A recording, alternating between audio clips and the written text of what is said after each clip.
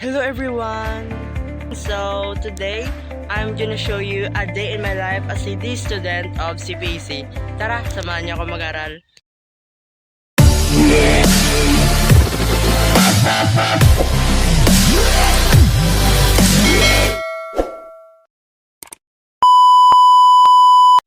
Pleasant morning everyone! So ngayong araw nga pala, ay papasok ako sa eskwela. Umaga pa ako pumasok para hindi ako malate kasi good student ako. Naglalakad lang pala ako guys kapag nag-aaral ako. Kasi malapit lang naman yung school namin sa amin. Pero sanay na ako guys sa paglalakad. Sa private school nga pala ako nag-aaral. Baka nagtataka kayo guys bakit ganito tono ng boses ko.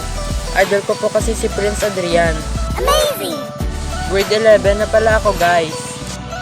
Ang strand ko ay TBL, Computer System Servicing. Yan yung pinili kong strand guys kasi gusto ko pang pag-aralan ang mga teknolohiya. Sa mundong ito guys, napapalibutan lang tayo ng teknolohiya. Kaya mas maganda na meron tayong kaalaman sa teknolohiya.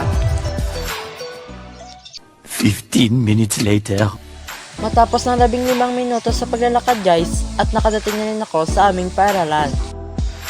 At hindi niyo natatanong guys, bakit yan yung school na pinili ko?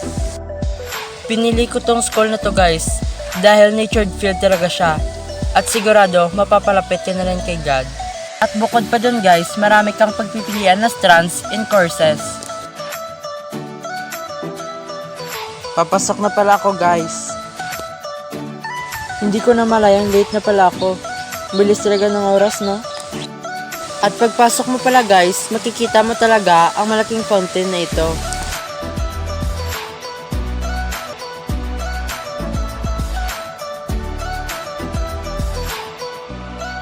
At ito na pala yung school namin guys. At ang bus na yan pala guys ay sinasakyan ng mga estudyanteng malalayo ang lugar. Nakarating na rin pala si ma'am guys, papasok na kami. At sinabihan pala namin si ma'am guys na magva-vlog kami, kaya pinayagan niya akong mag-video. Hi ma'am! Pero guys, kahit late ako, 4 pa lang kami. Kaya hindi pa nag-start si ma'am mag-class. 14 lang pala kami lahat guys. Pero tingnan nyo ako dyan guys, halatang toilets talaga.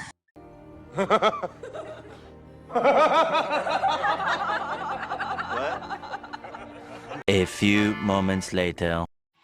At dito pala guys, nakarating yung isa kong kaklase. At hinihintay pa namin ang iba naming kaklase para mag-start na si ma'am sa pag-class. 1 eternity later.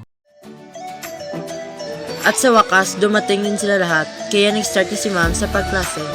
At dito guys, pagpapasensyahan nyo na, kasi naka-timelapse, kaya sumasayaw si ma'am. 2,000 years later. At natapos na rin magklase si ma'am.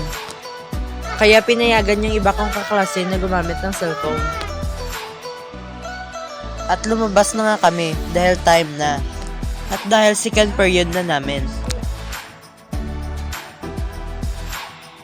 At dito nga, tinawag ko yung isa kong kaklase sa TBL para mag-guide sa vlog ko. Pero tingnan niyo anong ginawa niya. Wow naman! Wow! Wow! Dito pala yung second period class namin guys.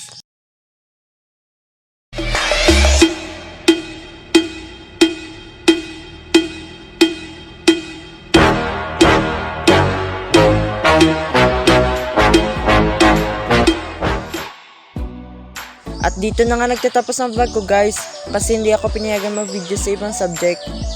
Okay na to. Dito nga ay uwian na. Hindi gumagana ang scanner. Kaya isinulat na lang namin ang aming mga pangalan. At mabuti nga, andyan si secretary. Kaya siya na lang mismo ang naglagay ng aming mga pangalan. Ang bait talaga ni secretary. Thank you secretary!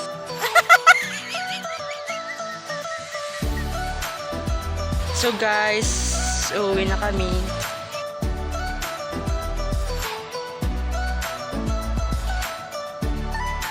Bye guys, hanggang sa muli!